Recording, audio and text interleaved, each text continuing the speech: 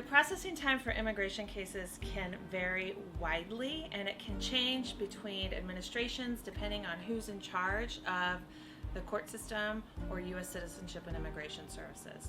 So sometimes it's not helpful to know how long your friend's case took 4 or 5 years ago, because now we're in a completely different world.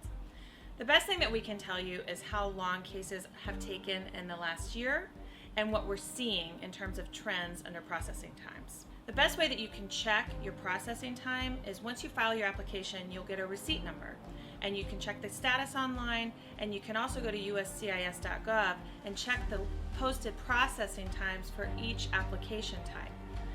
It varies depending on which office is processing your case, so you will need to know which office has your case when you check the processing times.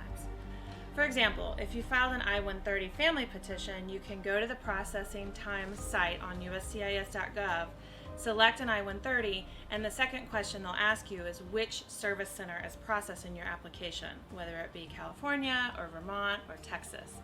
This is information that you can get from your receipt notice. Then you'll get a range of time. For example, it will say between 5 months and 15 months.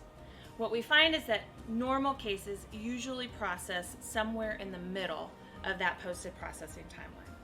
The same is true for all types of applications that are with U.S. Citizenship and Immigration Service, so for green card applications or citizenship applications. If you're in the court system, it's much more difficult to know how long your case is going to take. That's because each case is assigned to a specific judge, and each judge has their own schedule. Some judges try and process their cases very quickly, some take years and years and years. In reality, an immigration court case can process in as quick as 6 months or as long as 8 to 10 years. Typically, it's somewhere between 3 and 5 years. Having an attorney doesn't help speed up the process in the sense that USCIS and the court system will process a case in the same way whether someone is represented or not. But one of the main things that's helpful about having an attorney is assuring that the paperwork is all done correctly and that there won't be delays as a result of mistakes. For example, if you forget to fill out a form correctly or don't attach an important piece of evidence, USCIS might reject your case or issue a request for evidence, and sometimes those delays can take 3 months or longer.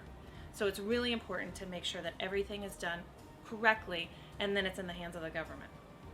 I'm Kate Lincoln-Goldfinch from Lincoln-Goldfinch Law. If you have any questions about the video you just watched, feel free to give us a call or a text message at 512-599-8500.